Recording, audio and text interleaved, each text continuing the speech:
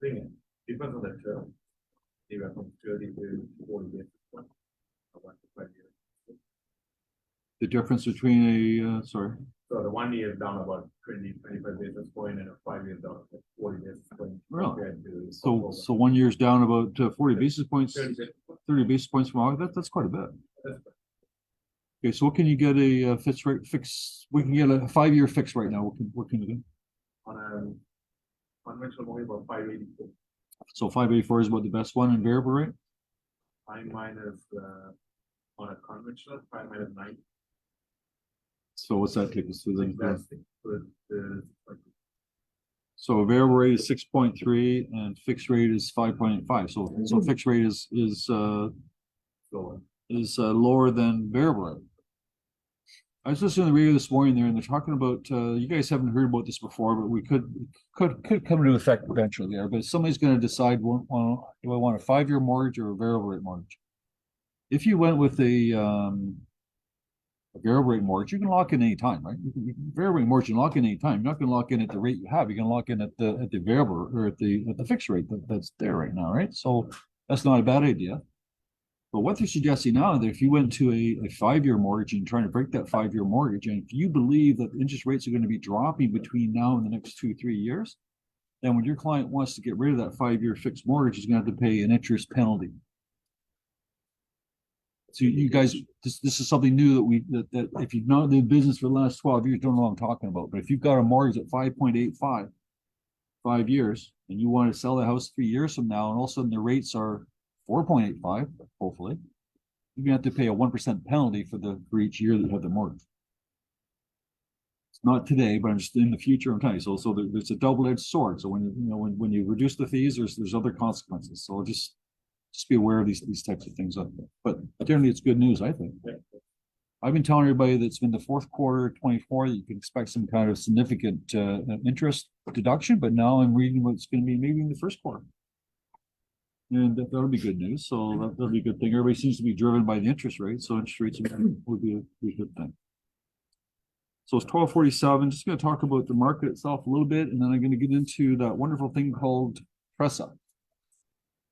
And everybody's involved with TRESA, right? Everybody's up to speed on TRESA. Up to speed. Everybody's been reading about it. Here, just for an example, if you're up to speed, you would have read all this stuff. So I've read all this stuff here to boil it down to something simple, and it's never simple, but it is what it is. We have to deal with it. So let's just talk about the market first, and I'll go involved with TRESA. So right now we're seeing the 20,065 active listings, which is it's been hovering around what 20,000. I think last week it was 20,000. I want to say 600 or 1,200. 600, and the week before it was 12,300. So we actually increased about 300 over a week. Now it's actually gone down about 300 or 400. So that tells me that either people are taking properties off the market or they sold. What do you think? What do you think? I'm signing all kinds of terminations right now. So the sales themselves, we've got 1,635 sales so far for the first 12 days in November. Last year we had 18,000, so sales around minus 10%. And unfortunately, it's also about minus 10% or something from October. So definitely seen a slowdown from October to November. So it's happening out there. And on the freehold side, we've got we're about minus 8%. Condo side about 13% minus. So if you've got property sitting there, hoping that the price is gonna, if you've got properties listed here at this price, and your seller doesn't want to reduce the price, and the volume itself is actually coming down, then chances are that property may not be selling at all, right? So you've got to have a proper strategy to get that price reduction. As I said, I'm signing all kinds of council relists. Nelson, you're doing the same thing, or is it? Am I signing council? Or you're signing it too? All right. Does anybody have any property right now? Who's got listings right now not selling? Okay. You want to talk about it now, or you want to just we'll start over here. Start with you. So what do you got? What do you got not selling? Brampton property. It's Brampton. Yeah, 3-bedroom bungalow with legal basement, 2-bedroom basement unit. Was renting for long term to Okay. So what are you asking? What's the list price? This price is 990. What do you think the value is? 925. And what's the list price right now? 999. All right. So what's the advice for Devon's client? Living in these ones. It doesn't matter. It doesn't matter. Right? So what would be the strategy? I know what the strategy would be. You price it at $699. Price it 699 and then ask for. Yeah, and hold off offers, right? I mean, I don't know how many showings you have? 2 showings. And how's your client? You like talking to your client right now? You enjoy your conversations with your client? I mean, what I'm saying here is that if you've got a property that's not selling, right? You only have 2 showings. The conversation you're going to have with your seller is not going to be very, very, very pleasant. Yeah. And the reason why it's not pleasant because it's overpriced. But you've got to convince them somehow to reduce the price. But he doesn't want to reduce the price, right? They're fixing their mind for $1 million. There's the problem. Yeah. Okay. So all right. So anyways, they read newspapers like everybody else, I'm sure, right? So everybody knows that the prices have dropped, right? So it's not there. Who else? Jackie, you got 999. You watch 930. $2,000. It was range for $2,000. That's The basement. basement was 2,000. Jackie, you got that? You still got that one North York? No, we terminated that one. We No. tried everything there, giving 3% commission out, low ask, back up to the price. Tried everything and finally decided to take it off the market and try again in the spring. Okay. I have one on West Shore. Just going back to this guy here, just curious. Now he's decided he's going to rent it. He's going to rent it or just No, hang no, on? he's living it. No, So has he got any equity left in that house? yeah, we So also he's just offered got an just got a number in his head. No rhyme or reason for it. No, this Ryman, he just bought it and renovated it, and so he's trying to get his money out. That's why I'm wondering whether he's got money into it. So you got Yeah. all right. He doesn't want to lose It's money. gotta be somewhere in around 1.85. And his wife doesn't want to move. All right. She would like to stay. Okay. So hopefully you didn't spend any stage and stuff like that, right? Let's just say no. I already know the answer to that. Yeah. Yeah, it is. Who else has something going on? I got one on Oh, West Shore. sorry. Pickering West Drive. Shore. Okay. What price? $850. It's a 3-bedroom, newly renovated, finished basement. Single car garage. Still the price.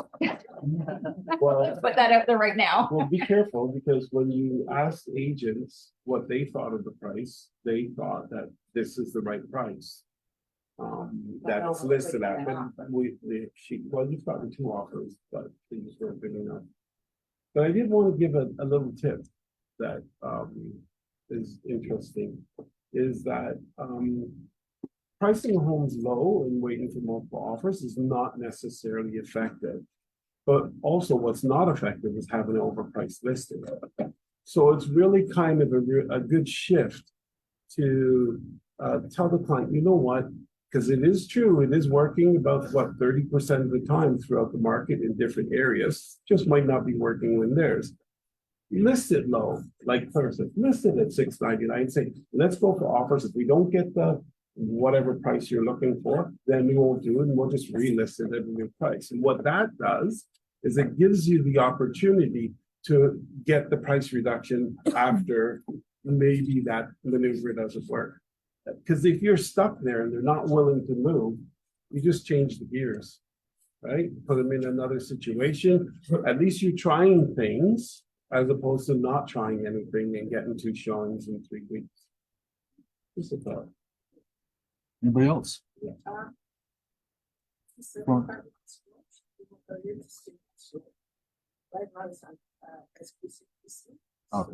So it's on Mance Road, exclusive listing townhouse for how much? 690.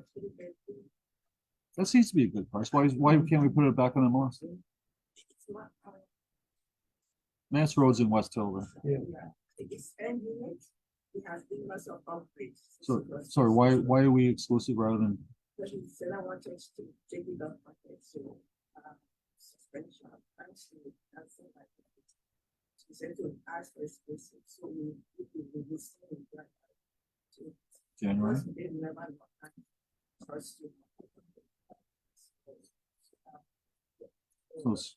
So it's on mass, that seems like, so you got somebody in the 699, that seems like a good price, Yeah. So Scott, Right now it's 690 right now. 6.9? Okay. Yeah, it's a good one. Yeah, that was then anyway. Yeah, I try to get it on MLS. Yeah. Scott, what do you got going? Gates filled with, two washroom. So, the overlay. It's some 39. At 60. Down price. Substantial drops.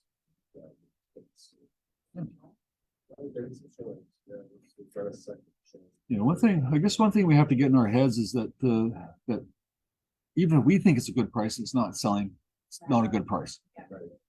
Okay.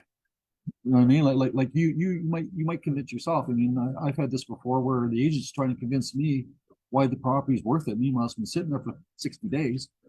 The agent's trying to sell it to me as if, you know, as if it's all worth its value here. Meanwhile, there's 78,000 agents out there that disagree. Right? So don't get caught in that trap. Don't get emotionally involved. It's very, very systematic. 21 days, 21 showings, no offers, reduce that price. Bang. Don't even think about it, right? You can't justify it, it's just not there, right? Who else had something going on? I have a condo, the Brokerage 4208 Dundas. The recent one sold a couple months ago, 1 4 hires, and we got 4 parts of 590. We're at 599. We've had a few showings, maybe like 5 showings, but good feedback, but it's just their client wants something. I mentioned some time ago about how people are going in. Oh, hi. It's what do you got going? I have listed as a buyers and shipper. I thought I listed low, I did at 1.3, and that's what I get. Like I have no offer, somebody called me and they said it's offering 1.3, when another 1.25. That's what it's what one of my clients is looking for. So I don't know, it's gonna be tomorrow, it's gonna be this day. So I In don't both know. cases over here. What's your seller's motivation if they don't get the price they want? Yeah, I'm motivated. No. What if they don't get the price they want? What are they going to do? They're going to stay. So the motivation's not there. Then. I call it zero motivation. No, but they have kids and they have. If somebody paid them $4 million for it, that's motivation. Yeah, but it's not worth $4 million. Okay. No, the guy offered me 1.3. He said he's looking for the premium lot. That area here is like discussing and stuff. This is a newspaper here, and this is what the public's reading. So this is not. I'm not reading this from a secret thing. This is right from the Toronto Star. Where the public's reading stuff as well. Blog TO. It says here, Toronto townhouse listed 4 times in 1 year, shows how much prices have fluctuated. So here it is. This guy here has reduced the property 4 times. And on the article there, they put in all the amount of times that it's been listed and terminated and relisted. You get this on Realm, by the way. When you go to Realm, you bring up a listing there, and you look down on the Realm, it'll actually tell you how many times the property's been sold, when it was sold, how many times it's been listed, terminated. It's all done in one sheet. You don't have to press any extra buttons. It's all right in front of you when you do Realm. Have you done that before? Anybody else done that? Looking around? No? Anyways. On the main screen. So in this particular, when you bring up the actual listing itself, you get details of the listing. As you scroll down, you get the whole history of the property as well. So in this particular property was in October 2nd this year, it was listed for $1,074,000. This property is on where is it now? It's at Liberty Village. It's a townhouse.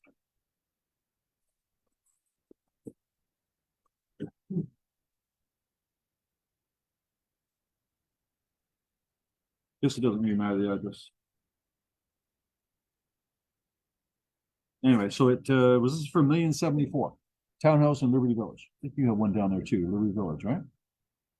Then it was listed in November for $999. Then it was listed in November again for $899. Now it's listed for $499. It's been in the market for a week. It's still sitting there. So in this case, it didn't work. But can you imagine going from $1,074,000 to $499? I mean, I don't know. They should have done $499 from the beginning, right? And I checked that last night. The property's still not sold. So maybe it's got some other problems, right? More signs of Toronto's troubling housing market. I was reading this too, and they're talking about how many terminations there were. They're saying there's a 20% drop in active inventory from a few sales, I guess, in October. I'm not sure what the October numbers were. I'm just reading what it says here. But they're saying that there was 35, almost 3,500 terminated listings in the last couple of weeks. Well, they're not, the story is terminated. They understand the story, right? Everybody's trying to sell a story. So the paper says that more signs Toronto's housing market moving into buyer's territory. So we're gonna use this for a seller that doesn't want to reduce his price. Right? But is it the it's not a complete thing, because it is being terminated, it is being relisted. Okay, so you gotta look at it again, right? Open houses are making a huge comeback.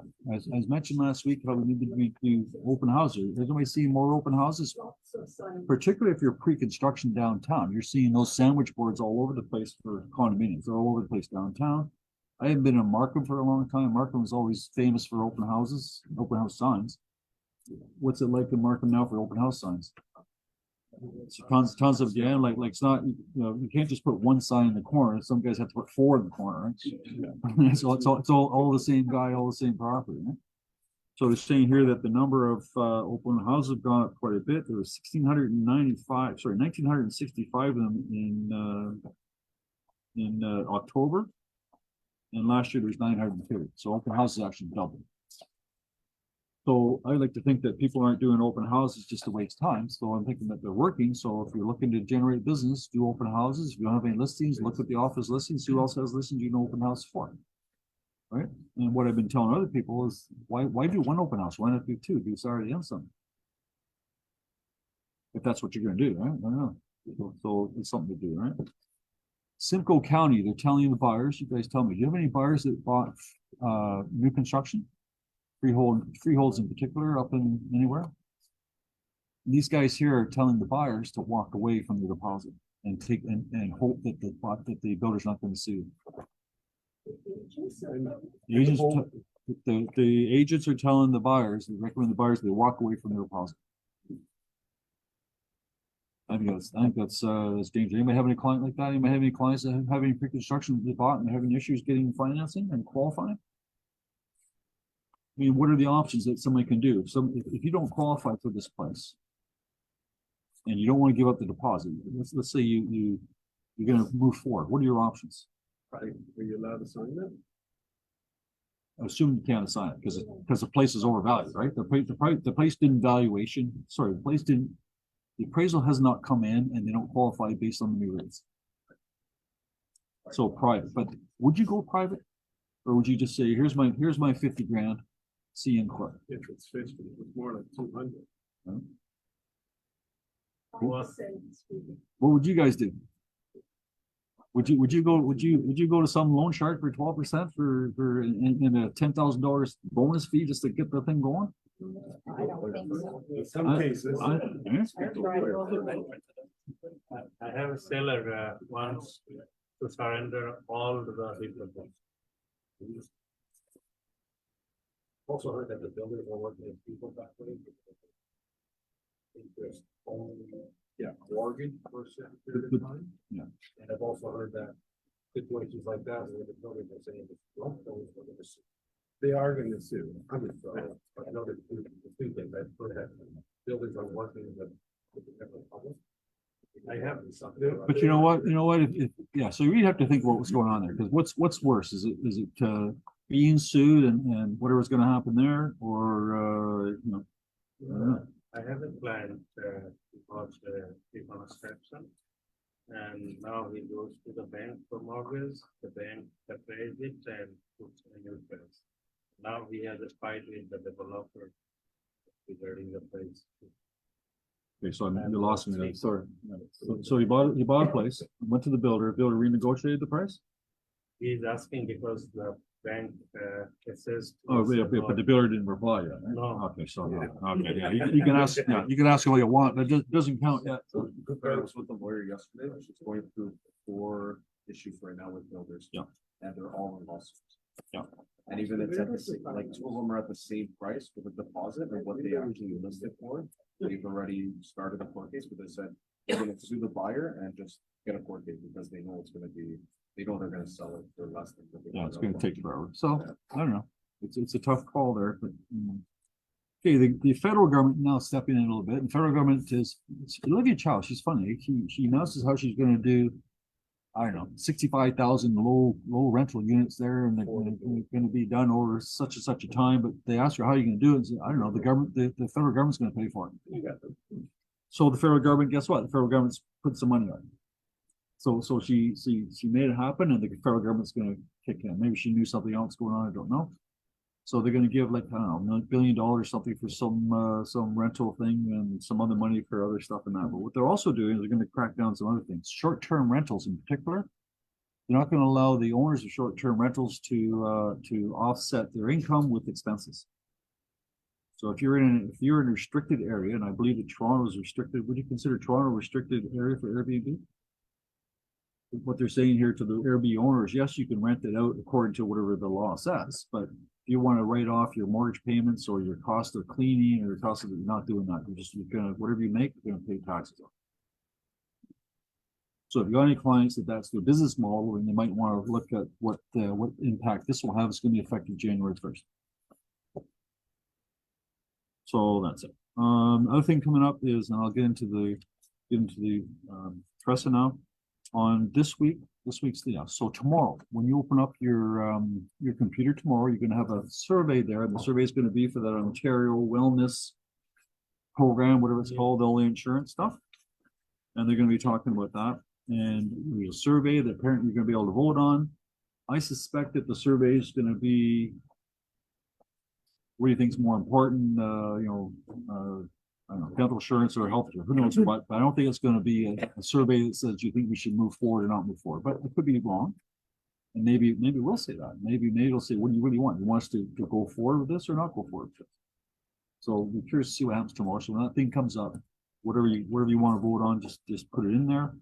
Also on the 23rd is a virtual TREB meeting, so they're gonna give the results of that poll on the 23rd. So if anybody's interested in that, it's gonna be virtual. You gotta sign up for that. When you go to Toronto Less, you'll see what that's all about, right? So you can sign up for that. And then what else? Toronto Realtor says the rental market is unhinged. This person took this ad off of Facebook Marketplace and put it on TikTok, and she had 605,000 views. What it was is that somebody's renting a shared room with somebody, and the room is like it's a master bedroom in a house, and it has one queen bed, and they're sharing the bed. And it's $800 a month, and first and last month's deposit, and that's what they're doing. What about the bed?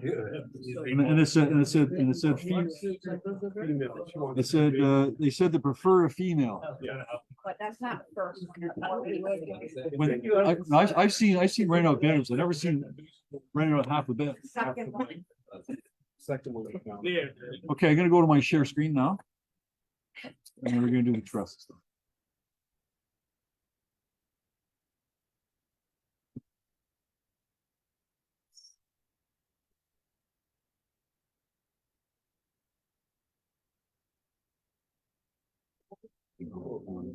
Wasn't it, is it Korea or Korea that did the the dental and all that stuff? Is it Korea or Korea? So how does TREB have a choice? Trev voted. Trev voted in favor. Right, so how do they have a choice now? It's done. So, okay, so just sticking with the question was, how can Trev reverse what they already voted on, right? Just talking about the wellness program. So there's a group that got together and hired a lawyer, and the lawyer's going to the human rights tribunal to try to get the whole thing quashed. So that's going on. And what they're doing is they're saying this age discrimination. And they've gone to the human rights saying this age discrimination thing needs to be destroyed.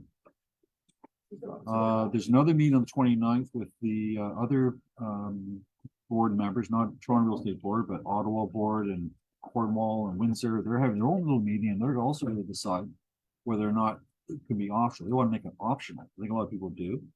And what Tim Hudak wrote to you saying that if that vote says it want to be optional and they reverse it, then the whole program disappears. But Yeah. again, I don't know whether they have the strength to do that because they already voted. My understanding of that meeting was that they wanted to make it so that they didn't have time to do all the paperwork because they've got to go through, every board's got to go through what, 90,000 agents in Ontario. They've got to go through every single person's, you know, who's your next of kin, who's your beneficiary, sign this piece of paper, and they're saying they don't have the physical time to do it in time. Yeah, I just want to say one thing about that. I actually went through that whole thing. It is a really amazing deal moving real estate forward. You know, we don't have dental for our children. We don't have. There's no- there's nothing. There's no dental. Okay, so we don't, okay, dental's not included. So, but the rest of it, for $600 and something, you get coverage. This is the tip of the iceberg. When they get that mandatory, you know, So that you can't, it's gonna explode. I think it's good. Yeah.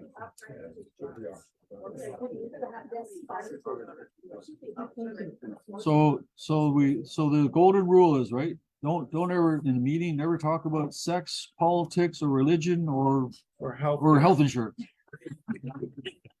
I believe it does have some dental.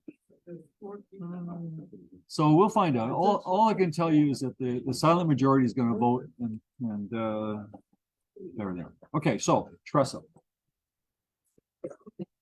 There's still confusion and we're still trying to get through it. And I've been to so many meetings now. I'm finally starting to get it down so I can boil down all the stuff here into one sheet. And that's what we're doing. So I'm trying to get rid of the crap. Has anybody sat through any of the webinars yet? Yes. you said Aria. that to us. Has anybody else sat through it? Nobody else? Has anybody gone through a single? Somebody, just one hand, make me feel better. Somebody saw one video, two videos, saw the whole thing, one video? You sent it to us in an email. I mean, we just have to click on it. Yeah. Trust me. Okay, so here's something that the very first thing we have to do, doesn't matter whether it's going to be a buyer or a seller, at the first opportunity, and they expect you to have this document. Right now I'm sharing your PDFs Okay, so, and my screen is trying to load up still. Please. this guy. Is it on my screen? It's deciding to reboot, so, but everyone online can see it. You ran sign up. Online can see it. This is- It's decided to go to 99. Is it almost finished? Since it's 96. Okay, hold a second. Okay, we got it now? See behind you.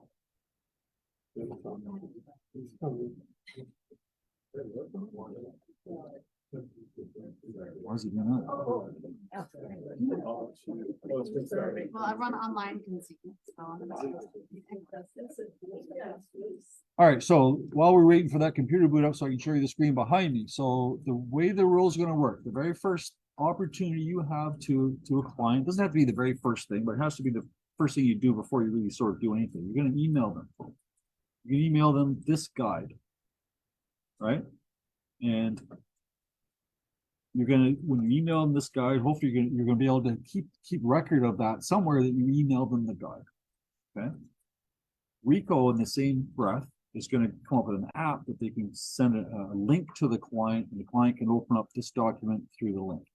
So that'll be fine too. And Rico's okay with either your email confirmation or this confirmation from Rico on the app itself saying that they've read this.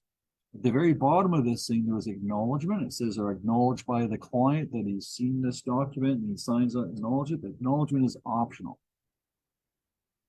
Okay, so so this is, I'm reading all the stuff here. I'm cutting away the crap. So even though it's got an area there for your client to sign, it's an optional. As long as you got the link to send to them or you've got the confirmation that they opened the link from Reba, then we've abided by the law. On the information guide, it just do it by itself. Use on it. It's almost finished. Yeah. Still going? Okay. People can home to see this, so too bad for you guys. And we'll keep going. So it's about this guide. Inside this thing, it says, what's inside this guide from Rico? It says it's working with a realtor. So it sort of talks about what your realtor does, what your jobs are, what you can do, what you can't do, and things like that. It gives you the options of working with a realtor. So are you a seller? An agent can. If you're a buyer, an agent can do all these particular things. I'm trying to slow down a little bit here. I've got it sitting here ready to go. All right, we're almost there.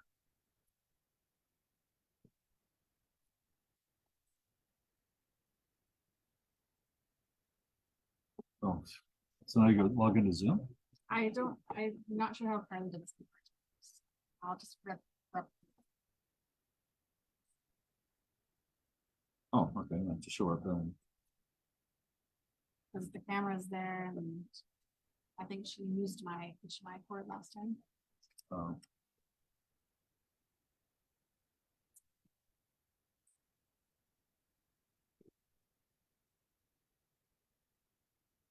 High tech stuff, man.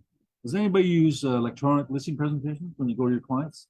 Sit in front of a client and do like bring up your laptop and bring out your presentation in front of your client? Who does that? 1, 2, 3, 1, 2, 3. Do you ever have glitches like this? Yeah. Right? Sometimes.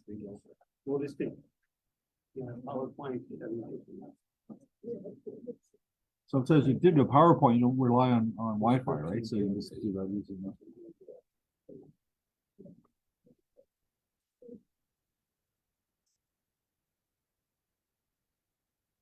All right. So we're gonna go work in realtor first.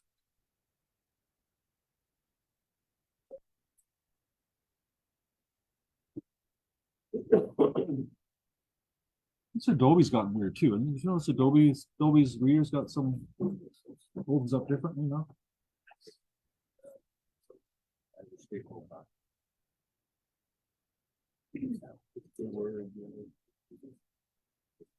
Sorry, not this one, the guide.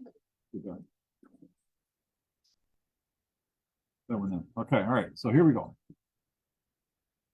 So page 1 is right there, as you see. And this is we got this on Rico before Rico turned it off.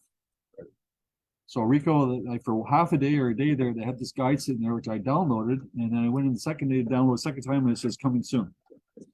So you don't have it yet. So there may some changes, right? And go to page 2. Page is going to duplicate. Page is going to do the same thing I'm doing. Okay, you're on page 2.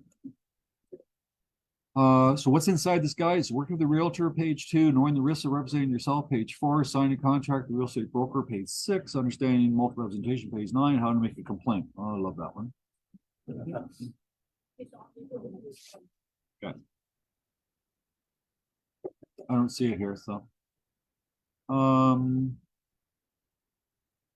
Okay, and then back to page 2 page. So page 3, I guess.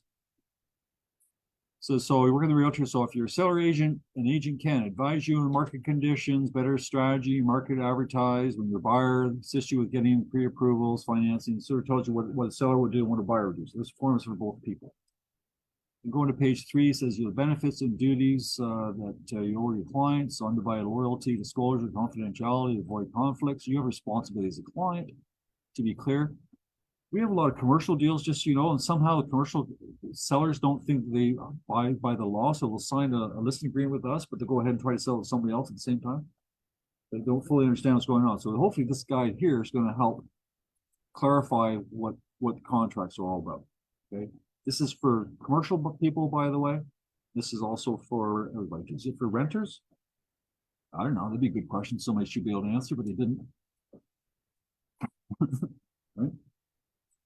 I would just send it anyways, because it's certainly a better way to get their email address. Right? You guys have a hard time getting email address for potential clients, so it's one way of doing it. Let's say you get an ad call off the internet saying, "Look, well, you're gonna be emailing this." It doesn't matter. You should be able to use it to your advantage somehow. And I don't know, they're into this self-represented stuff. I really don't want to talk about it because it's very, very rare that you're gonna get a self-represented person, but they'll spend, as I said before, 90% of the time talking about it. But a self-represented person, somebody doesn't want to be represented. That's it. Done. Okay. I'm gonna let it go with that. But here they're telling them the risks of being self-represented. I don't think anybody's gonna be self-represented. In any case, there it is. You're right to have change your mind. So you can be self-represented if you want at the beginning, then if you decide later on and want the help of an agent, you can change your mind and do that.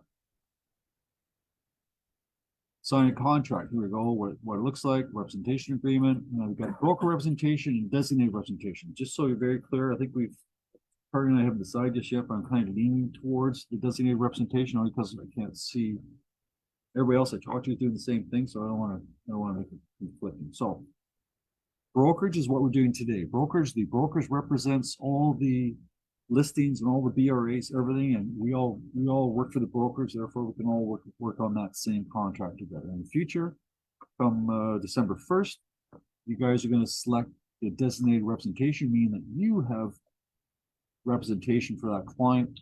The brokerage is only giving service. So I just said something here that just now, okay? I said to you guys that who's got something to sell and what's their situation. Okay, because we're a brokerage, we can share this information because we're all part of we're all trying to help everybody else sell their property.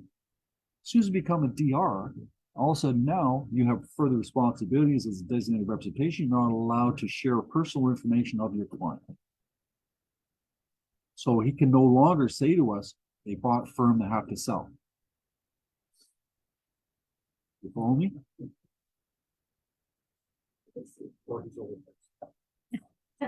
So designated rep. Now, at the same breath, if Nabil here has a buyer's agent, he's signed them up to designated representation, and Juan has a listing, and he's also designated representation, it's not multi-representation. Last year it would have been, next year it won't be. Okay, but I'll explain that to you as well. So we've got this thing here, and it talks about being self-represented. Correct. As long as they're both designated representation, which you're not going to know unless you ask the agent is it DR or not, right? Termination provisions. In there, they're telling me that I have to tell the client that how the termination process works and how they can terminate it, if they can terminate it. So as far as I'm concerned, they cannot terminate it, so I'm not going to tell them how they cannot terminate it. So I'm not going to go down that road, but there's stuff in there talking about termination on it, and there is no termination. But if you said to them, if this thing doesn't sell, even though we have to take a 60-day listing, this is on this, even though, I don't know, you got to take a 60-day listing to be on MLS, but if it doesn't sell in 30 days, I'll cancel it. It's against the law, you're not supposed to do that, but if you did, it has to be in writing on the Schedule A on the listing. That's a simple thing, right? So now your listings are going to have Schedule A's. If you promise them you're going to stage the place and you're going to pay for it, you got to put that on the Schedule A. If anybody's going to do this, if you guarantee the sale of their property, you got to make sure you put that in writing and run. That's simple, right? So any promises have to be on the Schedule A. So that's pretty straightforward. And this guy talks about this guy talks about it. What does it's illegal if you were to list it for 60 days and say if it doesn't sell? It's against Toronto MLS rules. Just so you know, just in case anybody wants to go against Toronto MLS rules, you know, if you have a coming soon sign or exclusive listings and you do not put tape over that R symbol or MLS symbol, what do you think? What do you think would be a good discipline for that from Chubb? What do you think would just off the top of your head? $1,000 fine. That'd be fun, eh? $1,000 fine, would that be acceptable? Is it too much? Yeah, because we just got fined $2,800. So if you're going to take a listing that's not 60 days and do that, and I said you're not allowed to, then you're on your own, right? So if you're having to come in soon, even if it's coming 24, 48 hours. Yep. Not. No, that's right. And also the new law come January, you can't put a for sale sign in the property that would be on MLS in 3 days. Are you sure again? You're not allowed to put a for sale sign on a property unless it's on MLS in 3 days. You're not allowed to market a property to, if you've got an exclusive listing, you're not allowed to market it anywhere. Unless you can market it to your people within the office, or you can market it to individuals outside the office and individual emails, but you can't do a mass like Facebook ad or something like that. You can't do it. You can't do a mass ad for that property. People are looking at me strange, right? But let me tell you, this is the rules, and this should not be strange to anybody, because we talked about this many times. Right? How your private social media is. So there's. No. You're not allowed to advertise it anywhere. When you say private social media, I don't know. I mean, good luck, right? Yeah. $2,800.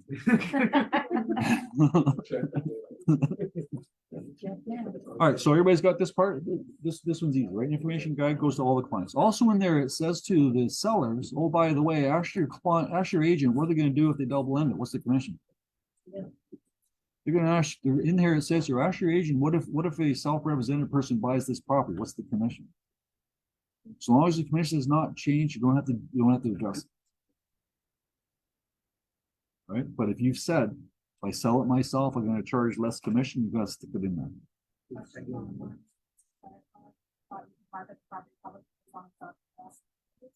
Falls on MLS, yes. So 3 days before. Has to be on MLS within 3 days. So if you can advertise, you can put coming soon on, as long as it's coming soon within 3 days. And you can also advertise it. As long as it's on MLS within 3 days. Okay, so one little thing is that that MLS sign, when you have the coming soon on, you have to tape up the MLS sign. Correct. Well, when it goes on the market, you take off the MLS, Yes. do not forget to take off that tape, because there's another $28. I know. The MLS rule, when I ordered signs, I said, well, I'll fix that. I won't put MLS on the signs. Yeah. Fix that But I problem. thought And you then, have to. then I read again, if it's on MLS, it has to be on there. So It it's has to be. Once it's on MLS. another $2,800 fine. And the sign company doesn't always do. And what I'm telling you here, this stuff's very, very, very important, because I don't want you guys cutting commission. People come to you and say, I'll buy through you if you I'll get into it later on, but I'll buy through you if you cut your commission. Or give me 2.5%. I can't represent you. If you want me to cut your commission, you're self-represented. I'm not representing you. You're not paying me. Therefore, you want to put an offer in, great, I'll wait for it. He's self-represented, because, well, okay, great. I want to put an offer in, super duper. Here's my email address. Let me know when you got it ready. You know what I mean? Like you're, no, they don't, he doesn't want any service. So, okay, then fine. Get your lawyer to draw it up. Do what you want. Right? So you got to use it in your to your advantage. Okay. There's ways around it. You can give assistance to self-represented people, but you want to have it as a sales thing. I'll get it all there. Okay, second one. Now, if they decided, hey, you know what, I don't like you, I don't know who you are, just show me the property, and that's fine. You can do that, but you also have to have this form that's done from legal. Can I get to the next one on page? How do I get to the?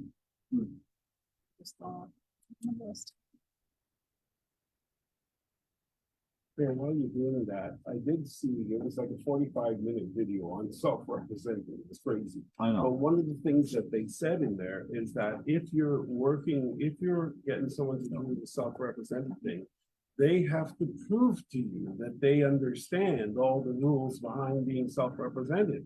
What the heck is that about? Okay, I'll show you right now. Okay, so now another form. Is this on your file? I only have 5.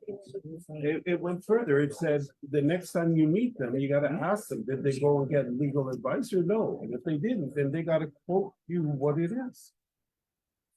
Wow. Share site on here.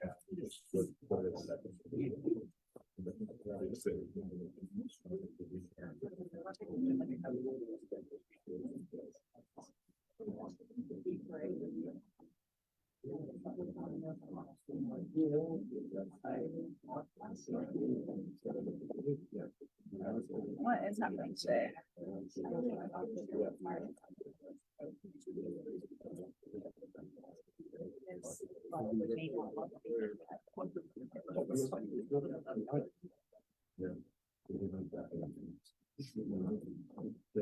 Okay, so the next form is a RICO form again. I want to finish this by 1:45.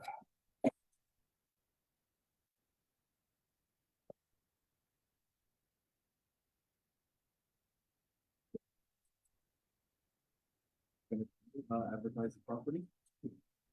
Their own property. Yeah.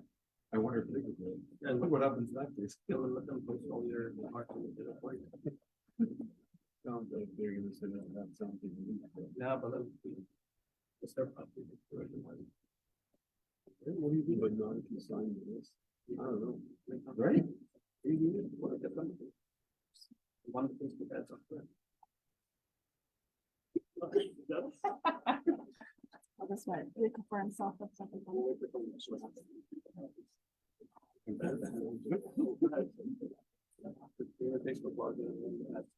Okay, so now the second form from Rico is. Yeah,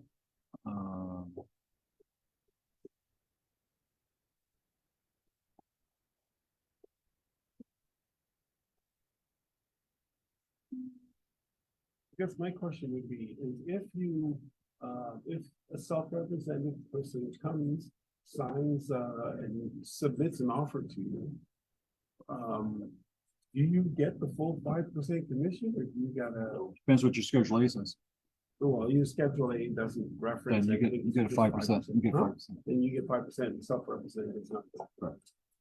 This is the second form. This is a mandatory form. For some reason, some guys decide that he's going to be self-represented, which we don't recommend because he would have read that information guide already saying what the pitfalls are. But for whatever reason, he's decided he's going to be self-represented. Then they've got to sign this form to confirm that they know what they're talking about. This is what Randy was saying. They have to sign an acknowledgement, acknowledging that they've been told what self-represented is and what it's all about. Who would this be? For sale by owner. The sale by owner is not paying you, and he doesn't want to cooperate with you. So if the sale by owner would be this particular case. Get these buyers, I told you, buyer wants to buy to save the commission, wants to cut the commission out. That's what this means about. So if you go to a for sale by owner, you have the buyer. Then how do you have to sign a listing, so you can't be self-represented, or the buyer fees. Or is there like a listing form for a self-represented physical? Yes. There's a limited service agreement for sale by owner. I don't want to go down that road, but I will shortly. Limited service. So if you got a seller that's for sale by owner is a limited service, meaning I'm going to give you an offer, I'm going to type you an offer, give you an offer, but you're not going to pay. You're going to pay by the buyer. You want to get paid by the seller, then yes, there is a listed agreement for self-represented. Okay, but there's not one for a BRA. Listed agreement. I don't want to get too down that rabbit hole. Okay, let's just stick. Listed agreement stays here. So this is what it's going to be. Listed agreement says, and this one of the reasons why I've decided, maybe almost decided. See this designated representation. Can you see that? Yeah. See here, it says your name is salesperson. If you weren't at this meeting and you're a salesperson and you have this in front of your client, what are you going to fill out? If you didn't know what designated representation meant, what would you fill out on this form? You put your name there, right? So it didn't matter. So this is why I'm telling you, I can't. Agents are going to put their name here anyways. Like there's a group here and there's a group at home watching this. There's another group that aren't watching it. They're going to see salesperson's name. They're going to put their name in there. Therefore, they've unwittingly created a designated representation agreement. Yeah. And I'm not out there in the street. I can't control everybody. I can't say, well, no, we're not doing that. Take it back to your client, cross it out, initially take it out. It's just going to be too much of a hassle. So I'm going with the least resistance. Okay? And basically it's the same, but it also talks about here representation, multi-representation, and limited services representation. That'd be your FISBO. Multi-representation and designated representation. That'd be two agents from the same office. And this one here would be self-represented party. Somebody brings their own offer. But this is just a listing here. These are all things that could happen. At the end of the day, the only two things you're going to fill out. Oh, sorry, excuse me, that 6-month thing. Remember, we used to buy if a listing was over 6 months. Initial. Not anymore. Now every listing gets initial. Doesn't matter how long it is. Okay, so that's simple. Used to be you had to initial the bubble if the listing was longer than 6 months. So now it's now that all, it doesn't matter, 6 months or not, everything has to be initial. And then they talk about the 5%, and here you've got the co-op commission would be 2.5, whatever it's gonna be. Pretty much the same. Listing agreement's the same. And then you have to get the other one from the buyer's side. It's 2.5%, and then you got a co-op. If there's no co-op, then there's no, then you get all 5%, unless you read something else, huh? Confirmation of representation.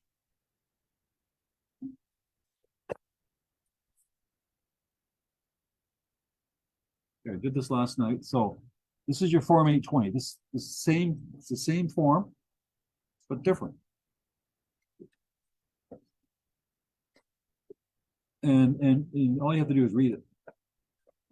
Read all this crap. All right, let's just start off here. So what did I do here? Is there another one there, Paige? Oh, no, I guess I picked it up. Okay, that's fine. So you're gonna put the buyer's name here, you're gonna put the seller's name there. Let's assume for a minute, let's assume it's an office listing, for instance. Let's say that it's an office listing and 2 different designated reps. That's gonna be likely what's gonna happen, right? If it's not a designated rep, if it's standard offer, then the listing broker is here, right? So listing broker gets, that's what you normally fill that out. Let's say listing broker represents the interests of the seller in these transactions. Further understood and agreed that the listing broker is not representing the buyer and not entering an agreement with the buyer. And if the buyers work with the co-op, section 3. So you're going to actually fill out this box and this box. We do both or just one? So you're going to click off listing broker right here, and you're going to click off here listing broker A, and then in section 3, you're going to skip the other ones. We go section 3, and you're going to say here That was A and 1 or A and 2? A1 and 1. So it says. So it's going to be this guy here, the listing brokerage represents, right? And 1. Only one. If the lighting is to the buyer. Unless you are being a buyer. It's not your listing, it's your buyer. This is your buyer, someone else's listing. Not even an office listing, just someone else's listing. Not the office listing, your buyer, right? So you're gonna click off here, you're gonna click off there. Listing broker does not represent the buyer, is not entering any agreement. The buyer working with the cooperating section 3 is to complete it, right? So bang, bang, right? And then you're going to go to section 3 and you're going to fill off, hopefully, you're going to fill off this one here saying that as per MLS.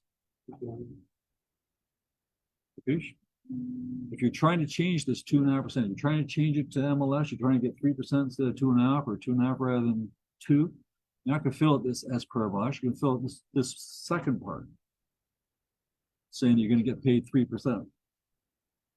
A lot of agents stick it in here, 3%. People miss it, and then I get in a big fight at the end of the day. Is it MLS or is it 3%? What is it? So if you're going to change what's there, you got to go to number 2. Now, you've got a office double lender, not the same agent. 2 different designated representatives, right? So what are you gonna do here? It's not going to be. It is multi-representation. This is weird forms, okay? So what you're going to do in this case, you're not going to click off this part. You're not going to click off multi-representation because this is a listing broker multi-representation. We're not going to do listing brokers. Remember I said we're going to do designated representation. So it's not going to be B. Would it be C? Would it be C? Multi-representation and limited services. The listing brokerage represents both the seller and the buyer, where both the seller and the buyer receive limited services. So these are 2 FSBOs. It's not us. All right. D, multi-representation and designated. Even though I told you guys it's not multi-representation on the form, it is multi-representation. On this form, it says multi-representation.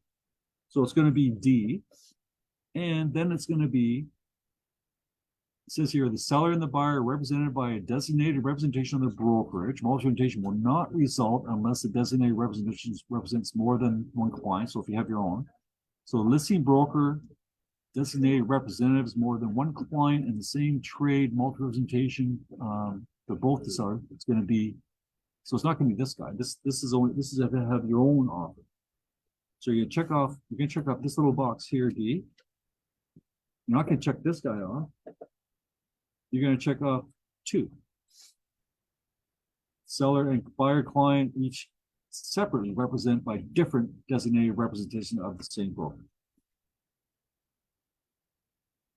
Okay with that? That's stupid. The whole thing's stupid.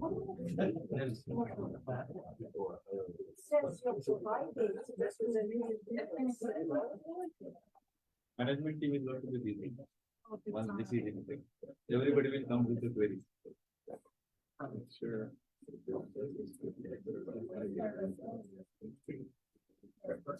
Everybody okay? So it's not in effect till December the 1st, so it's okay, but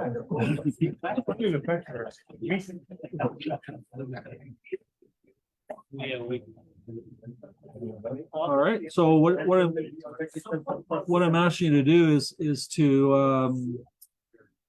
look at it and read it. Okay, like, and you got to read it word for word, right?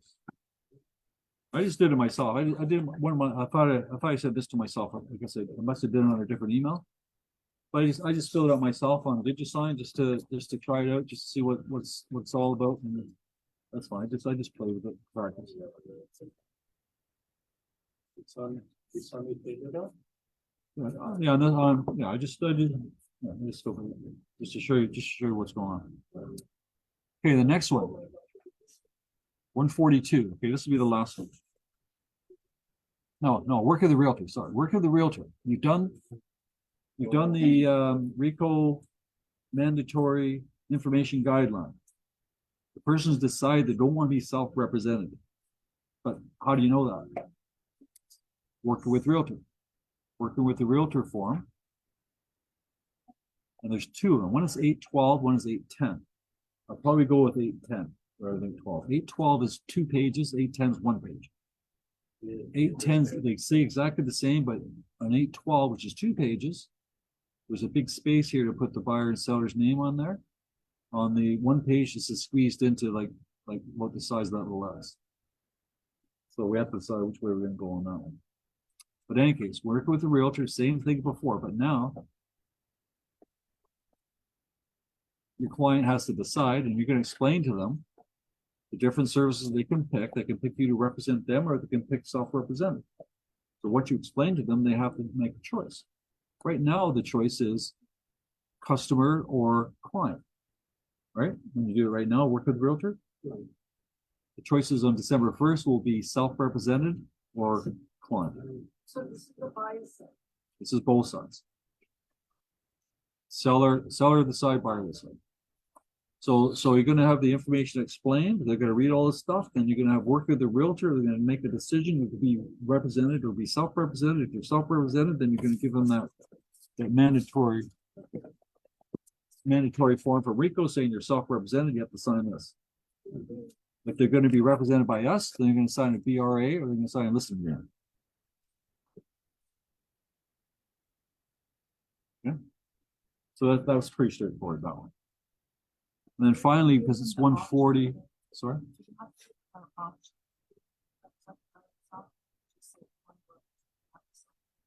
Yeah. I'll talk. Okay, remind me. I want to finish here. So one more form, and then I'm going to answer everyone else's questions. Just don't let me forget. The final one is the seller's direction. And I don't see that here. Oh, substance of offers. Okay. Another rule that's going to come December 1st, and this will take a little bit of while. Don't get freaked out about this, but your client can decide at the time you take the listing, or during the listing, or when you get offers, or any time you want. The seller can decide that I want to disclose the contents of my offers, and he's going to do that through this form here, 209. And he's going to decide that in the event I receive competing offers, you're hereby directed to share the substance. So you need to have this in writing. You've got to have something in writing from your client, right? So you can disclose the price, you can disclose the deposit, conditions, closing date, other, or anything you want. And he could put on here, I will disclose, this information on the second round only, or the last round only, whatever it might be, whatever he can put in. But he can disclose what he wants. Now, you're gonna use the sky slope, when they have it going, they haven't turned that on yet. It's only, when's it start, December 1st? Sky slope has a thing called, offers. Have you seen that? It's grayed out on your Toronto MLS. It's grayed out right now, but it's a sky slope offer. When it gets activated and it turns dark, buying agents will be able to register their offers on that platform. And then you'll be able to go in and disclose whatever the seller wants to disclose. High tech. Want to go low tech? No problem. Get this signed by the client. You got 4 offers. You phone them up and say, I have permission to disclose the price. The price is $4 million. So you don't have to do all the high tech if you don't want to. All right. I have a bunch of these forms on you all the time. Forms you're going to have, they tell you to have these forms at an open house, is definitely work with the realtor. All right. So now let's talk. Or else question. So forms we don't have yet is if it's a mere posting. I haven't got that form yet for mere posting. Right now they tell you to go to form 202, where you negotiate with the seller directly. The seller's going to pay you commission, blah blah blah. Right? They haven't got a form yet for that. The form they have called limited services self-representation says right there, I have not entered an agreement or listed agreement with anybody else, but they have. So I've asked the question to them. They have entered an agreement with somebody else. It's in your posting. So they got to fix that thing up somehow. But where else? So somebody phones me off of a internet call. What most calls? Internet call? Facebook Marketplace? Who calls you? Oh, let's talk strangers. Let's say people you never met before. It's going to be the same answer. Where the impression that they tell you here is that you're not allowed to deal with that person if they're self-represented. They have to have a BRA or a listing before you give them any service, which is absolutely correct. But you can give them assistance and tell them what's going on. So if somebody's phoning you off a internet call or lead gen or past clients, whatever. Realtor.ca, what else? You can talk to them. You can tell them public information. The property next door sold for $1 million. That's public information. That's not service. It's information you've given them, right? Can you show the property? Yes, I can show the property, but you can't. I can't give you any advice. I can't give you any service. I can't sort of give you any typing offers without you signing some type of agreement. But nobody's going to sign an agreement without meeting the person. You may not like them. They may not like you. So you're going to talk to them like you normally did. You're going to show the property like you normally did. But now when they want to put an offer in, now you're going to get the paperwork cleaned up. Before you put an offer in, you must have a BRA or self-represented. Either they sign a BRA or they don't. Does that answer your question? It's against, just so you know, it's against the law to type, they say it's against the law, to type an offer for that person without BRA. But there's also something in the law, just so that you guys make a living, there's something in there that's called implied representation, meaning if you walk like a duck, look like a duck, you're a duck. Even though you haven't got a piece of paper signed, you're still a duck, right? It's implied representation. So once you start giving them information, give them advice, they no longer have an option to be self-represented. They have to sign the BRA or go away. Okay? That's the direction that we're going to go. Is that clear?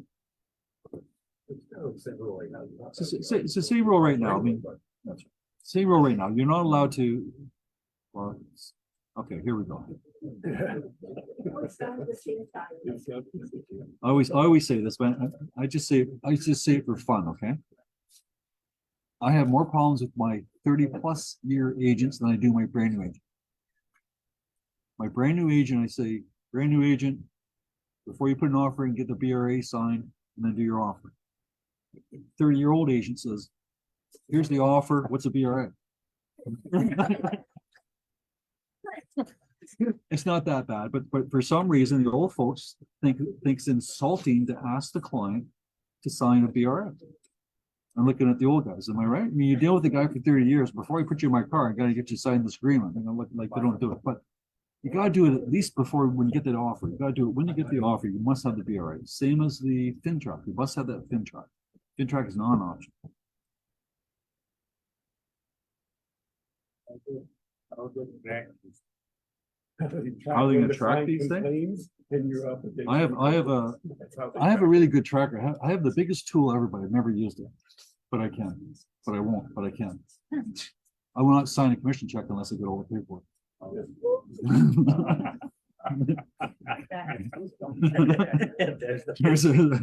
So I won't do that, but I have the power to be able to be very strong. So we want to be gentle with this. We want people to give paperwork voluntarily. I don't want to have to, we're all adults here, okay? I'm not gonna treat you like children, like we're adults. So Claire, if they are self-represented, oh, sorry, go ahead. Bill, sorry? For sale by owner, yes? I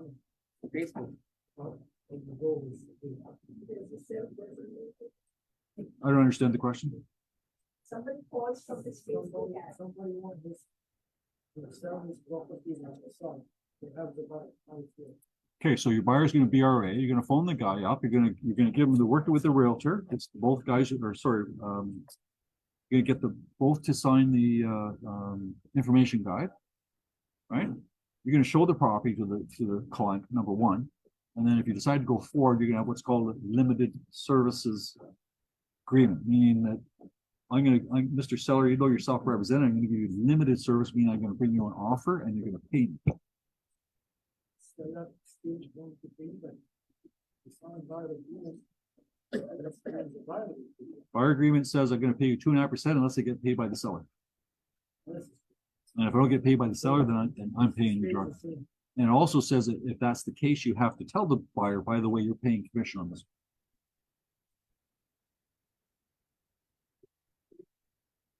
Another thing, just top of your head, a self-represented person, you can never get paid by a self-represented person.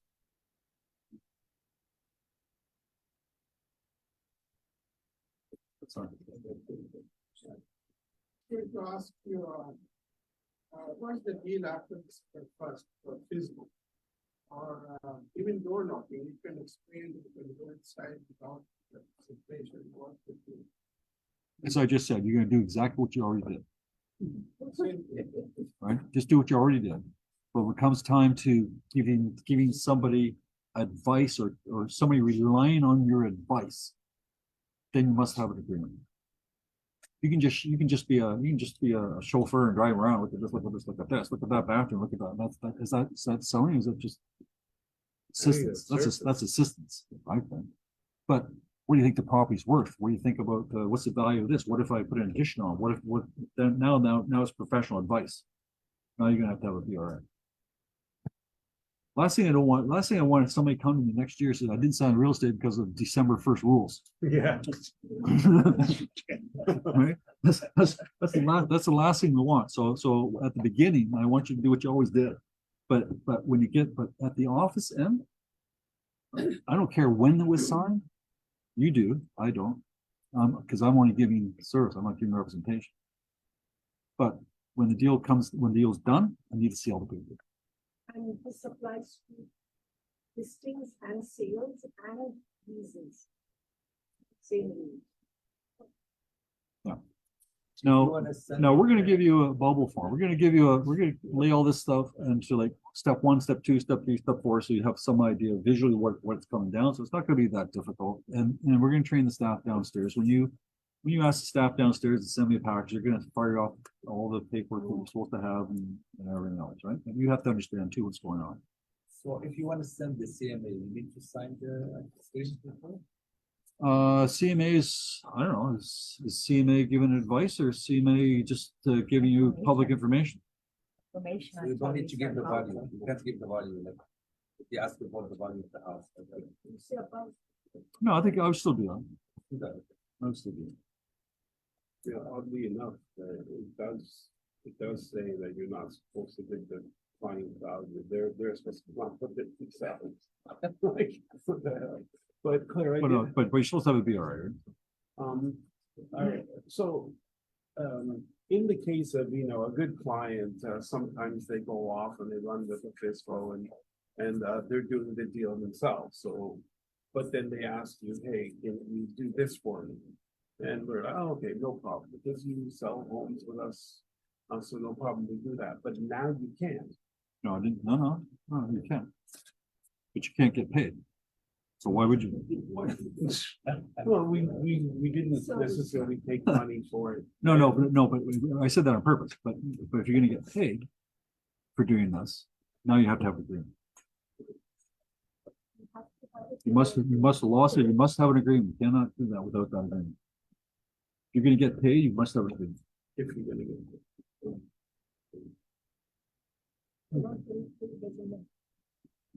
You want to get some. To me, it's all crap. Right? I didn't tell you that information guide, 13 pages long. I did. Claire. People who want to sell real estate. Anyways, at the end of the day, it's all nothing. At the end of the day, we have to sell real estate, right? So. Okay, anybody home?